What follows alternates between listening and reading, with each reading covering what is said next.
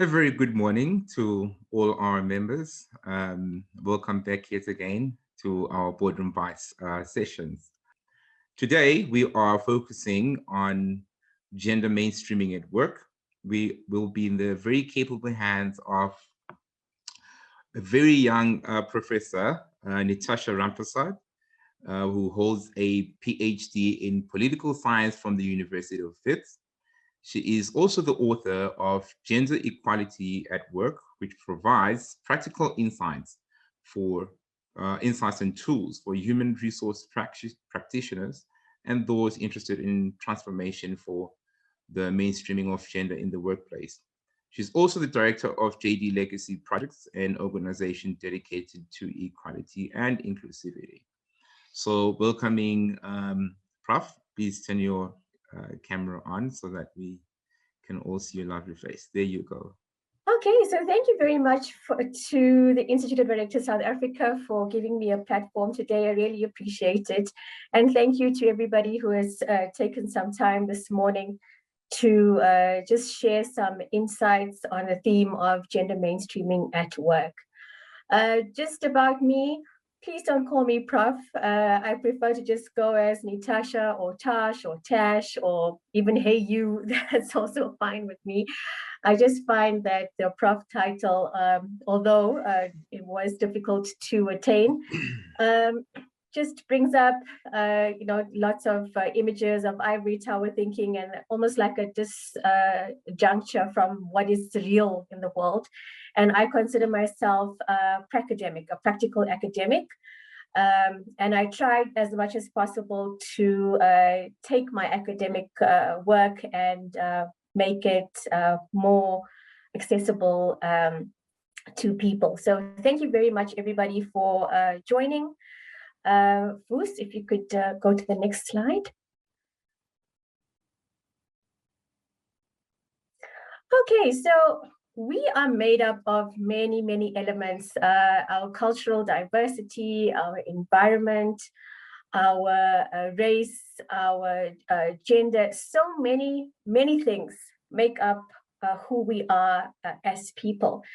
And if you just, think about how you are made up, all of the things that make you, your where you have grown up, your family structure, your siblings, extended family, your friends, currently your work situation, all of these elements help us to form our worldview on what we will hold as positive and negative interactions with the world, the way in which we dress, the way in which we perhaps hold traditions or don't hold traditions.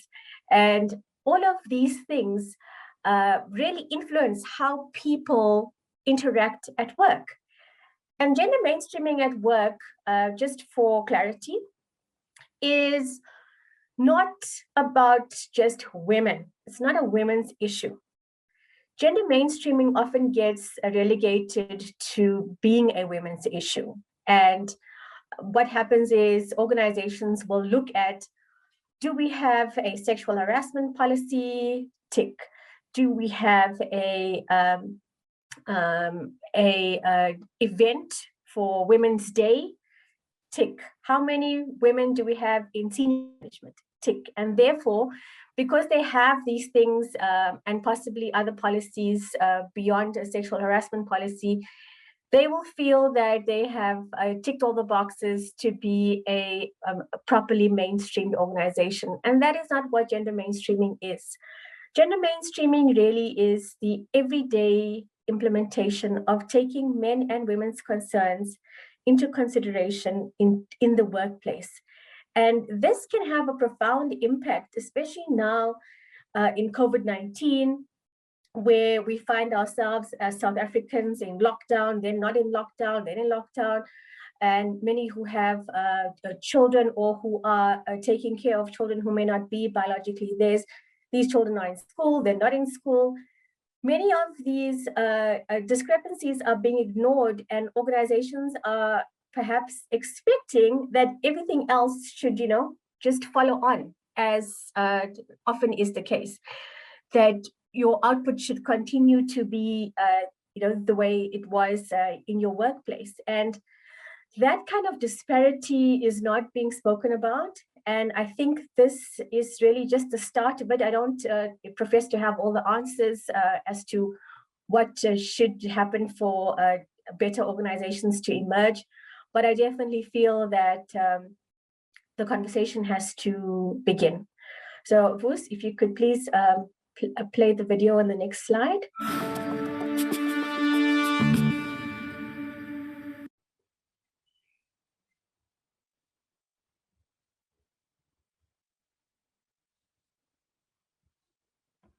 In doing my work for the past 18 years that I have been working in the field of diversity and inclusion is that I find different groupings of people.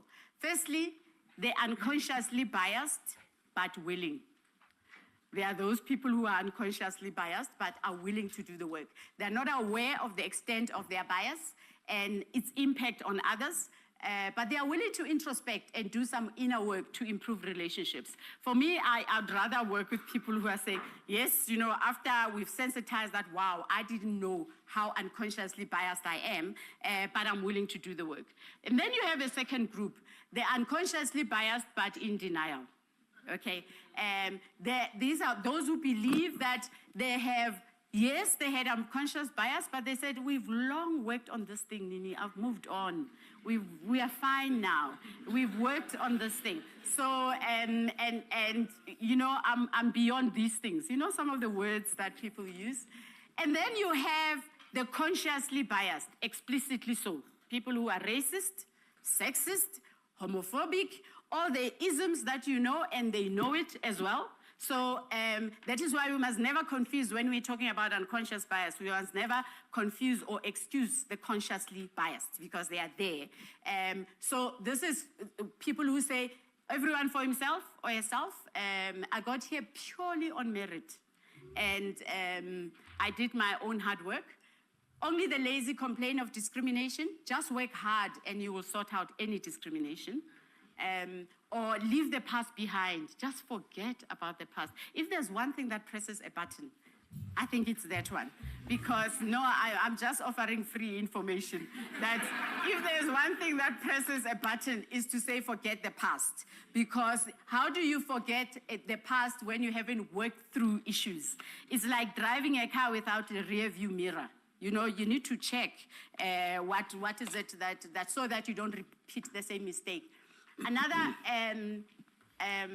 aspect that I want to share with you is some of the unintended consequences of this work. You find the whole aspect of internalized oppression. It is there, where people have bought the story, where women have bought the story, or Black people have bought the story, or whatever minority group have bought the story, the negative messages about themselves, and they are even transferring them just like that. When you find a woman in a panel, we actually have a video in our workshops, a woman in a panel commenting about another woman saying she was arrogant, she was whatever, and when you check that, where is the arrogance? Because you've bought the story that when a woman is assertive, she is arrogant. And sometimes you get it from the people who should know better. So why this work is important, that this work is important for white people, for Black people, for women, for men, because we need to do our internal work. Why? Because, you know, it is said that at 6 years old, implicit attitudes in children are already formed. Everything else is filtered through that. When your child is about 6, 7 years old, whatever discussions and narrative at home, they've already formed those implicit attitudes. When you talk to people who are different from you in a demeaning way, whatever, they pick up. They see that. Some of the subliminal messages that they get from the media, that's what happens to kids. So it's important to know that as young people, we don't have to do work only in the workplace. At home, all of us, each and every one of us, we need to, when you hear your child say something about people who are different, something that is a stereotype, nip it right there, correct it right there, because these things build up. So, and then you also have what we call transformation fatigue. Just last week, I ran a workshop where a senior Black woman says to me, Nini, really? 2017, you're still talking about making white people understand and all that. I've had it. I'm out of here. I've had it. You get, picture this. You're having all those different perspectives in the same workshop. That the complexity of that dialogue. So for me, you get people who said, I've worked too long. This is not changing. Don't come to me about this diversity thing of yours. At the same time, do you know the signals that I see, though? That even if she says that, she's still in the room. There is something about her that wants to work it through. Because I said, if you were so angry, you would be in your office. You wouldn't even come here. So it's a genuine frustration that people have about transformation fatigue, that for years and years, you've been trying to say the same thing, but you think that something is not changing.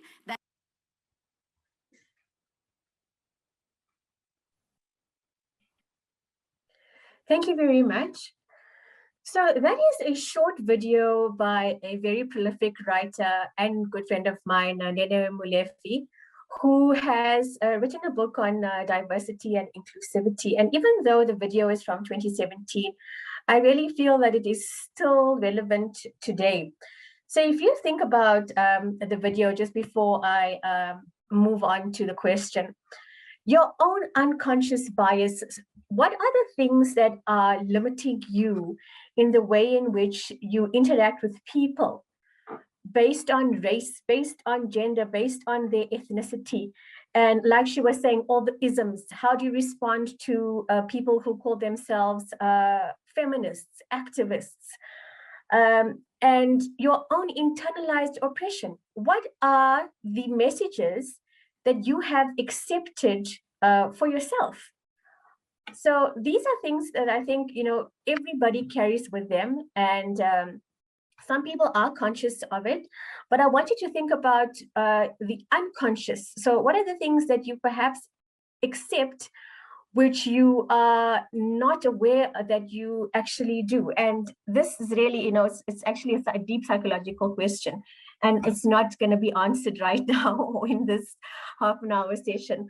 But it's so important to think about, the things that limit you in terms of how you identify as a person, and then how that actually plays out in the world and how you interact with other people, and especially in a workplace which is supposed to be regulated by various legislation, equality legislation to the hilt. South Africa has ratified so much legislation internationally, regionally, in SADC, and the only way that legislation can become progressive is if people start changing their behavior, and the behavior change is what will allow a more equal workplace to emerge. So I want you to please reflect on this, literally just for 2 minutes. What are the factors that limit the application of equality and inclusion in your own workplace? So it's now 9:13. If I could please just ask you to write your comment in the chat, just for 2 minutes, whatever you think is limiting the application of quality and inclusion in your organization, and then we will reflect on that as we go through the rest of the slides. So just for 2 minutes, if you could please just respond to the question.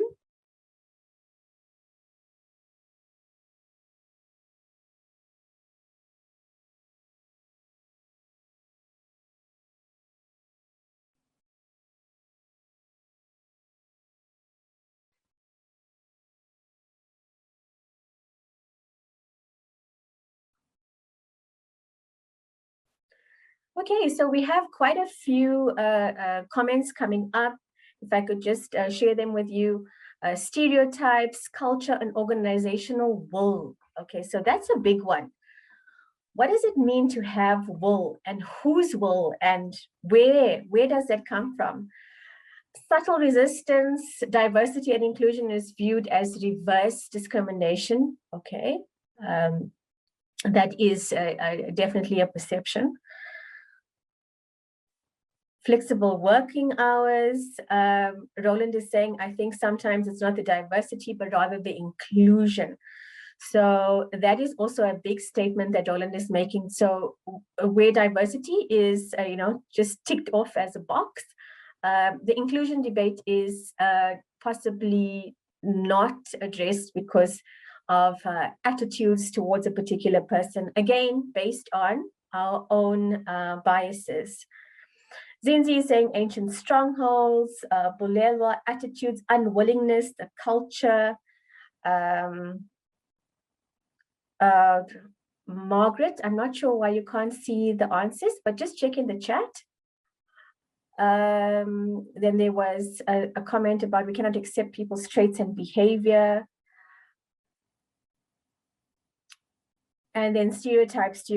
So I think for now, the main messages coming out of the chat is the stereotypes as a common factor, attitudes, willingness, approaches, subtle rejection. So all of that is linked to how people behave, how people are perhaps not implementing their very shiny policies that they perhaps frame on the wall. Zinzi is talking about leadership. So I think it's also important for organizations to realize the difference between leadership and management. And very often people try to be good managers, confusing that as possibly good leaders. Vani is commenting saying, willing to do the work, but it becomes difficult to get commitment. Okay, so I think we have a lot of perhaps common points. Boos, if you could please go to the next slide.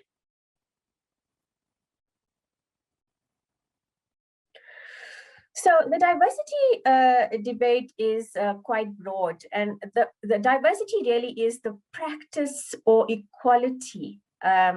So here we're looking at a practice of including or involving people from a range of different social and ethnic backgrounds and of different genders, sexual orientations. This last aspect is often neglected in African human resources. So the LGBTQI debate is not even being addressed formally. And now what is known as non-binary must also be considered in that diversity conversation. I know at universities, this is now becoming a very astute topic. And currently the approach is to have a very heteronormative lens. So what does heteronormative means? It means that we are only looking at men and women as they are considered in current policies, just really these two categories in a policy.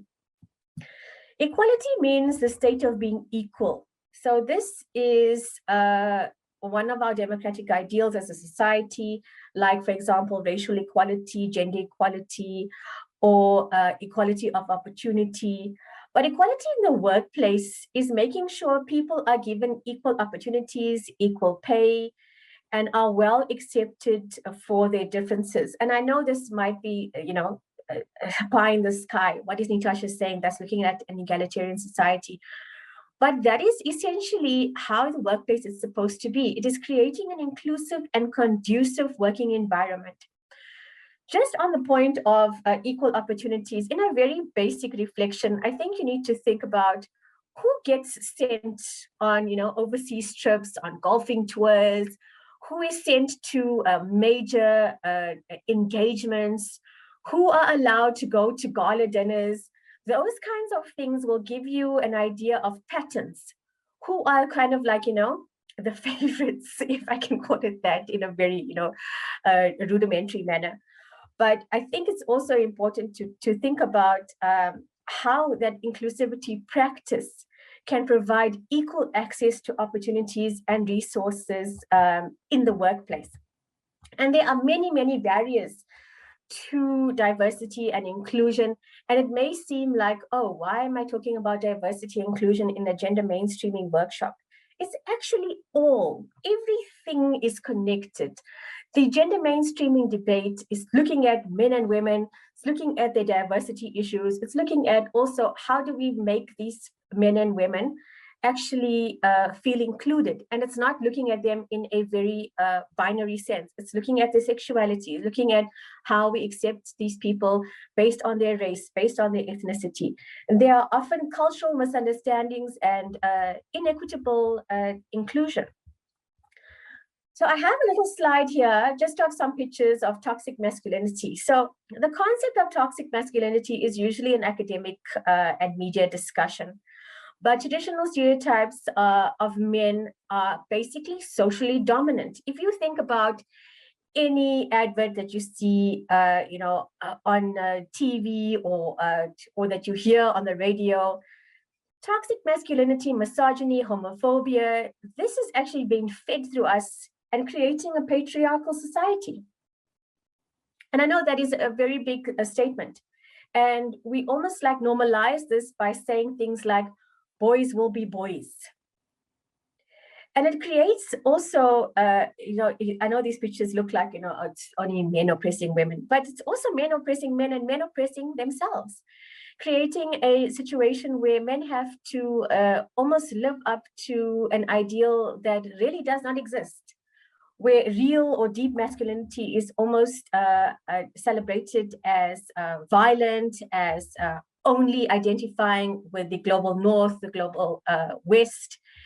And if you even think about ideas of success, what are your ideas of success? And how have you actually fallen into the trap of your own mind being colonized? Okay, I'm not going to go into anything deeper than that, but just consider what I'm saying. How has your mind been colonized to accept certain, forms of masculinity in the workplace? And how do we perpetuate that? And how perhaps can we try to stop perpetuating the messages that we get in the media? Woos, next slide, please. Toxic femininity. This is also something that appears in the workplace. You'll often hear this as like, I'm not like other girls. The idea that women need to be weak or helpless to attract strong men to save them. And also women judging other women, asking, a person, are you upset because it is that time of the month? These are kind of microaggressions that women experience, not only from men, but also from other women. And there is a syndrome called pull her down. So women in senior management often are demonized and not respected, even though they might perhaps be challenging the stereotypes in perhaps a masculine manner. And whereas in a masculine setting, or perhaps from a man, the same points will perhaps be expected to be accepted and perhaps even celebrated coming from a man. So toxic femininity is also very evident, very alive in the workplace, and also causes the gender inequality in the workplace to continue. Next slide, please. So what are the opportunities for progress? So I have highlighted the things that perhaps hold us back. What can we do? What can we practically do to make sure that we try to change behavior? And the only way is to really think about how you can be more vocal about the things that you see, about the things that you hear, about how people treat you, how people treat others. And I would suggest a workplace action plan where you look at policy development that is perhaps more inclusive. Maybe if you think about, for example, what I was talking about earlier, who goes on overseas trips, who goes to major meetings, gala dinners, have a rotational schedule of those kinds of things so that people have an opportunity to be exposed to different settings. Performance agreements are a great way of mainstreaming behavior by thinking about how you could include gender inclusive indicators in your performance agreement. And this I find perhaps is the best, because you are trying here to hold people accountable where it hits them hard, hits them in the pocket. So you could actually have indicators there where you try to assess how well they work across teams, diverse teams, gender balanced teams. You could include those kinds of indicators in their performance agreements. Codes of conduct, I find that, these tend to be very fancy frame documents that are on walls, but are often ignored. So the way to make this more internalized is to actually continuously live these kinds of values and make sure that you have almost like constant messaging besides the posters on the walls, but have little mailers that you send to your internal staff. And in the government space, which is where I work, your role of senior management is so important. Senior management really drive the inclusive agenda. That is exceptionally important in creating an enabling environment. And here it's the leadership versus management debate. If something like this is not driven by your senior management, by your exco, by what is called your C-suite, it cannot have any real roots, any real function. And this is where the trigger point is. Voos, next slide, please. Okay, so at this point, you're welcome to engage me on any questions or comments, even not just any questions. And Voos will chair the session. Thank you very much for your time this morning. And again, thank you to the Institute of Directors South Africa. I really appreciate being given the platform.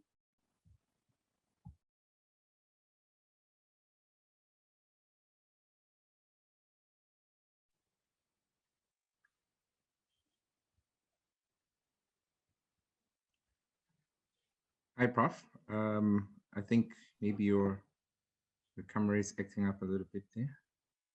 No, sorry, my eye was watering.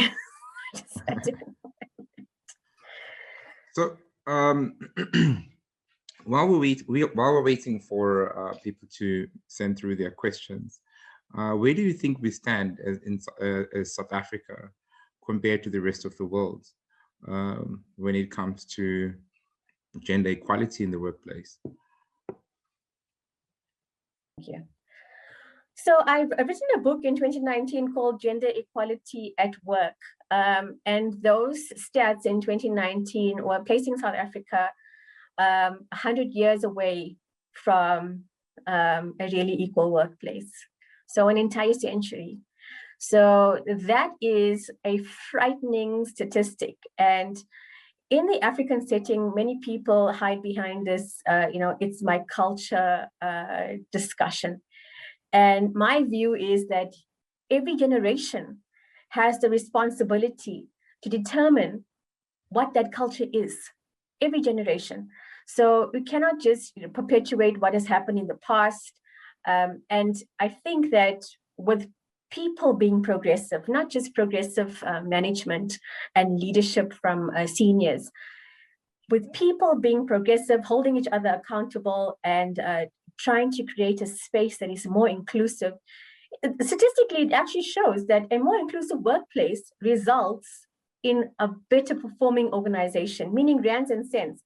A more profitable organization comes out of a space where people are happy, people feel included, people feel validated, as opposed to an organization where, people are just there to do a job. And, you hear people saying, oh, I'm just there because I get a salary.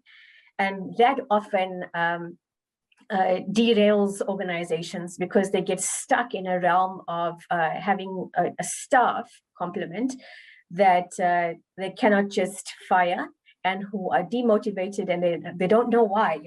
People often say they don't know why, but if you actually engage people and look at perhaps a workplace strategy, you would find that the reasons for the discomfort or the non-productivity is staring you in the face. I think Paco has raised a hand.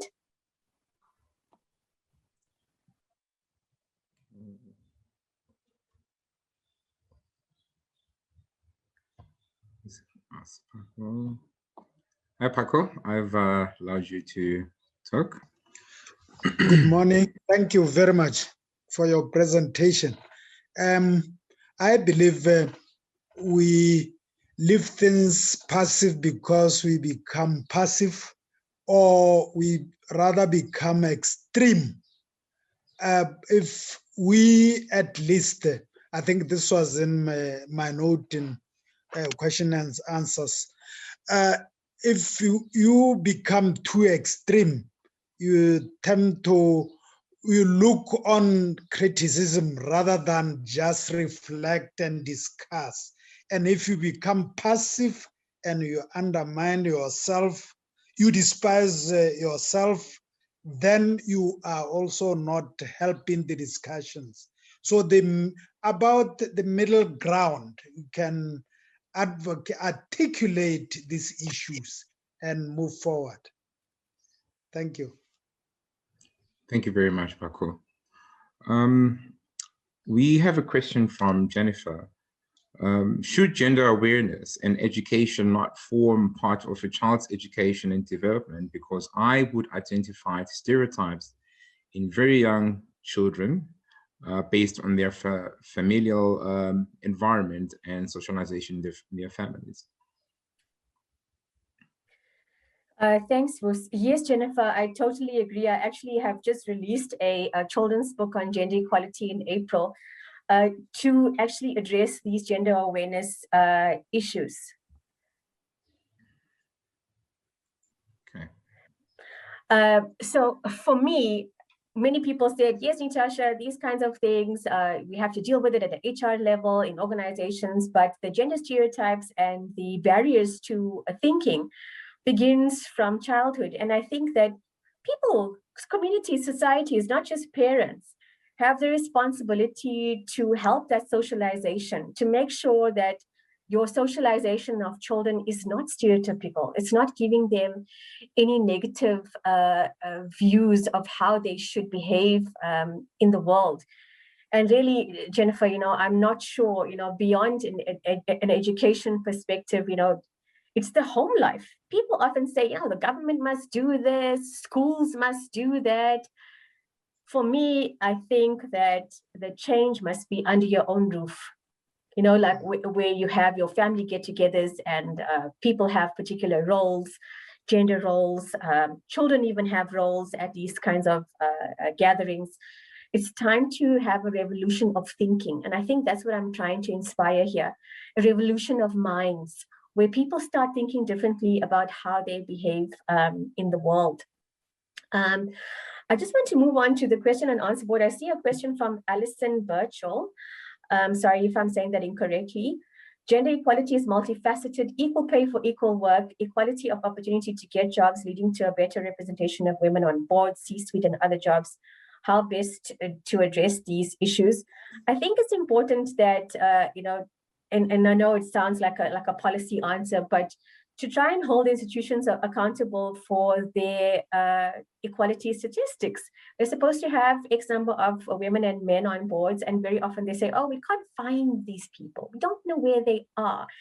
And actually, all of these perceived women's leadership programs, women's, almost like special management programs, no such thing exists for men when men are promoted from the lower ranks. So I think, there must be a movement for women, by women and men, and not just look at, male bashing, but look at men as agents of change. Where are the seats of power? Most banks are run by men on their boards, men as CEOs. And we need to lobby to make sure that these kinds of jobs are not just left perhaps vacant or filled by men, and to make a noise about it, write a submission, write a letter. There's another question from Dor Tombeni. What would you say are the industries that have progressed in achieving gender equality, and what has made them successful compared to others? Which industries have failed in this regard and why? I think, the care facility, the care industries, like, for example, healthcare, social work, have been very successful, but look at why those particular industries are successful. It's because in these particular industries, women are considered caregivers. Women are considered the people who need to almost take ownership of the care burden. And so an industry like health, social work, even in the NGO sector, very much driven by women. And we find that other industries like engineering, all the industrial kind of industries, as well as the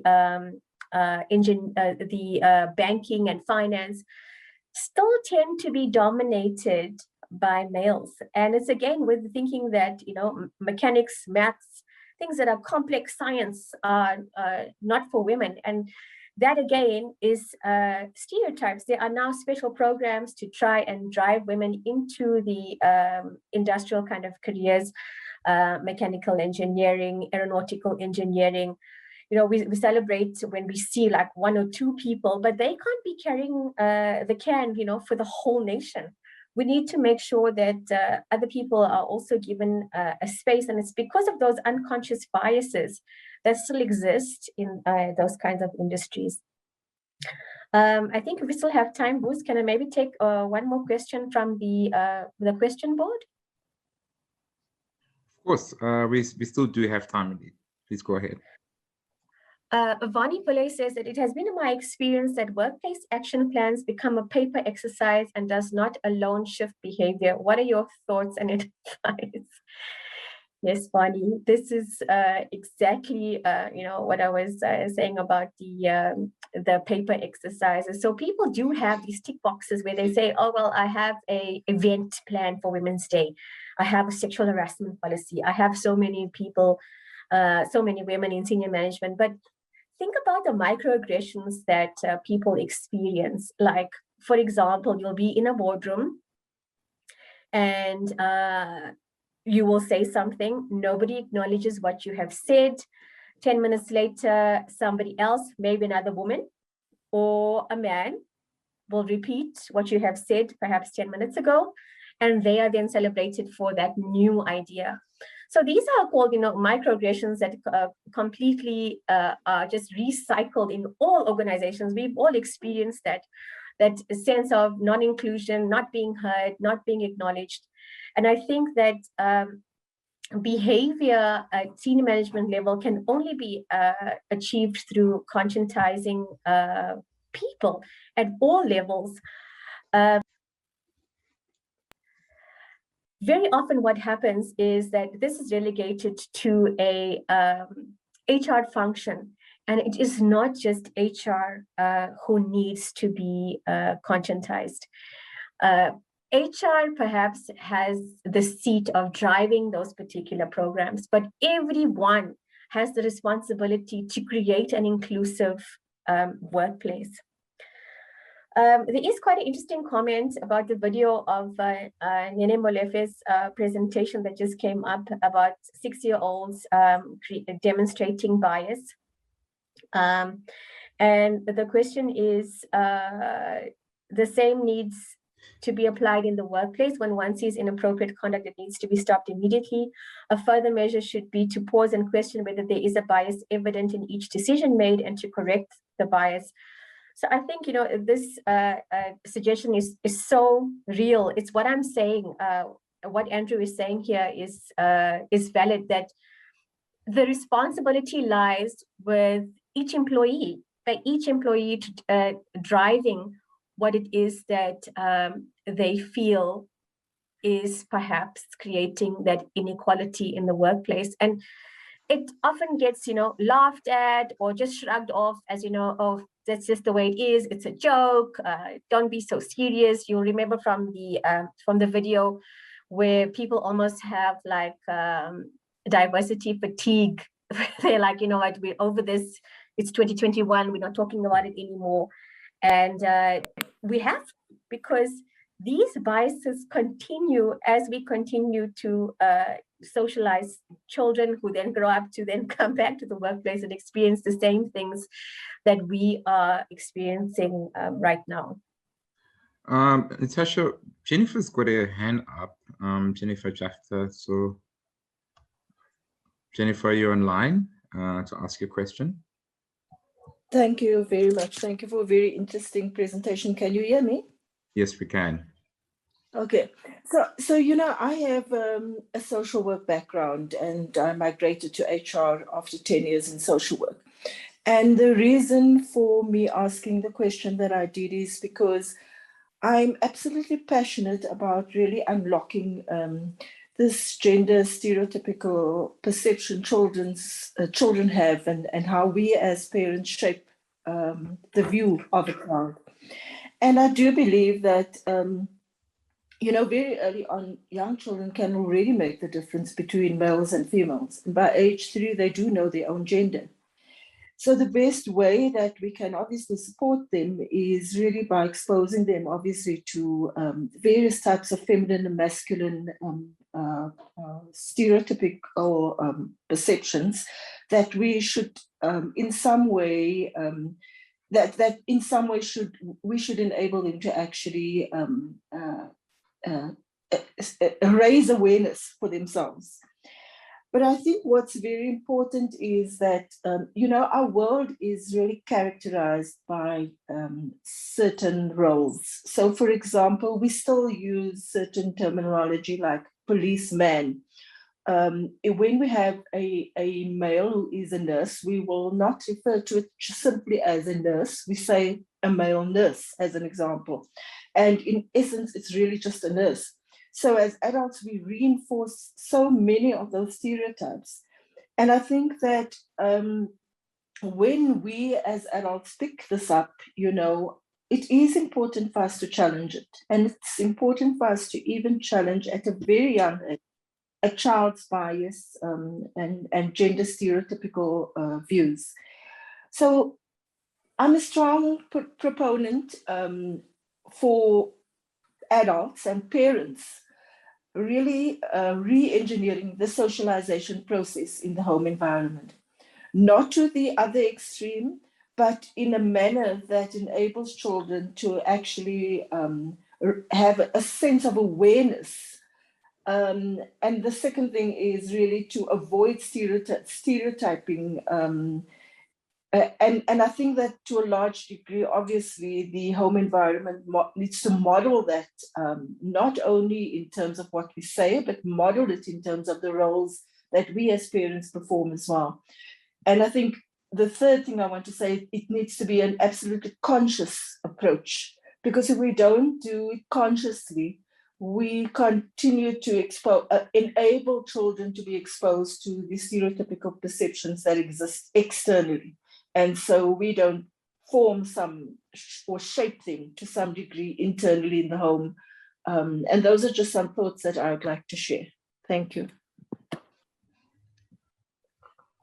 Thank you so much, Jennifer. You know, I couldn't, agree more, which is why, I've tried to, in my small way, to try and influence that. I did mention I've written a children's book about gender equality. It's about that exact thing that you've mentioned about children trying to also choose careers that are not stereotypical. Like a boy being a nurse is actually a character in the book. But I think that, the private space is perhaps the best space to try and push that agenda. And you'll find that if you don't have a progressive circle, you're going to get people, in your private space saying, you know what, Jennifer, don't push your feminist agenda here, or this is not you at work, this is us at home, etc. And it's to also hold your private space accountable for pushing those stereotypical ideas upon children, and also gender roles, pushing that boys will be boys agenda. It's one of the things that I feel most strongly about being a mother of a boy child. Creating a masculinity that is more balanced, more inclusive is perhaps the future. So thank you so much, Jennifer, for that input. I really appreciate it. There was another question from Alison about gender equality is no longer binary. How to address the issue of gender identity? I did say earlier that we are addressing this in a very binary manner in the workplace. However, we need to look at how to make our forms, like our actual workplace forms, in more statistically aggregated to include people who perhaps do not identify in those binaries. That is just at like a step one, so that people can declare very clearly who they identify as. And like I was saying, the African workplace at the moment across the continent, I actually do work with the Learning and Growth Network in Africa. Across the continent, this is a big issue about the inclusivity of gendered identity. And I think it's each organization's responsibility to create an environment, enabling environment, where people do not feel that they will be victimized, that they will be marginalized in any manner, before people can think about, how to include people who identify with different gender identity. Because you'll find that only through an enabling environment will people feel comfortable enough to declare their actual true identity and how it is that they would like to be referred to, treated, included, or perhaps excluded in certain activities in the workplace. So it is a very sensitive issue. I would say that it's beyond a policy level. It's actually trying to create a space that is safe enough for people not to feel that they will be discriminated against in any way.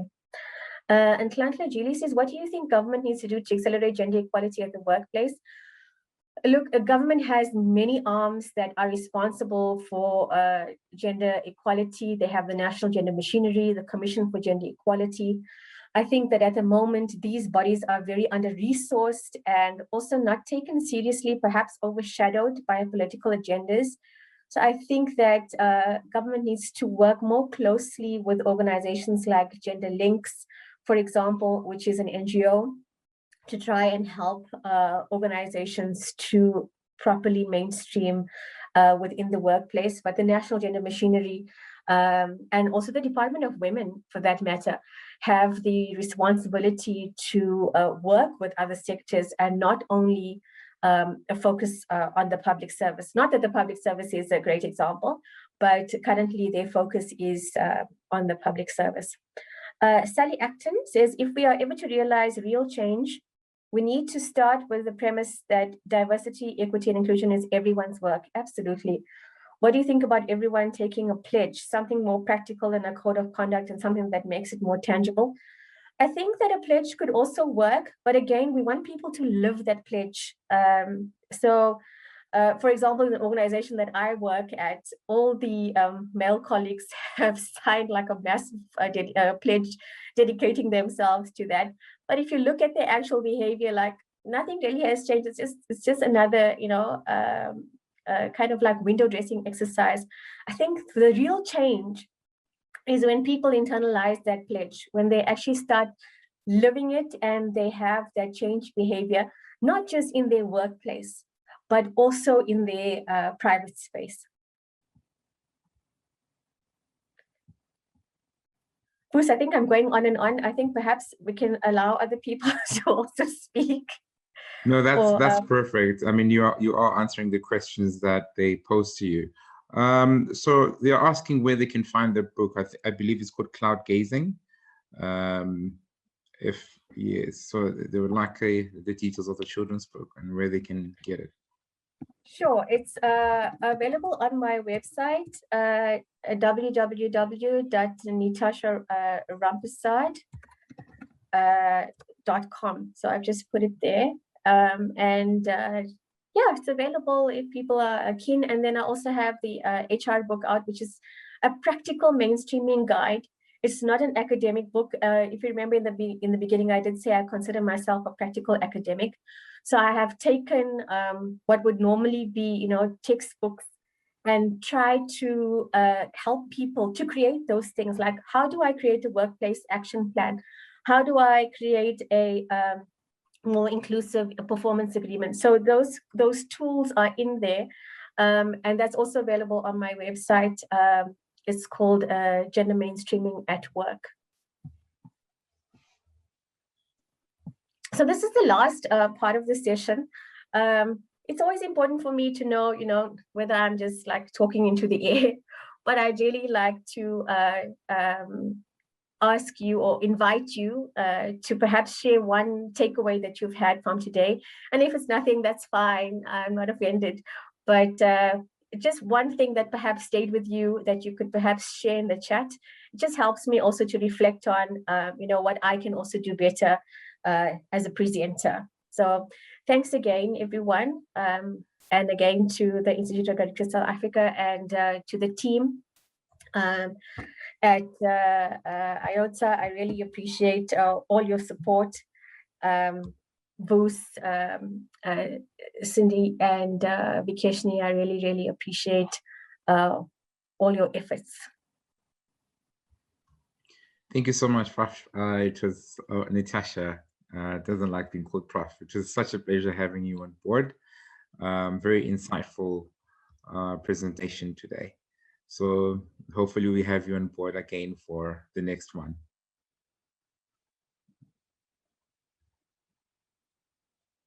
Okay, that's it for today.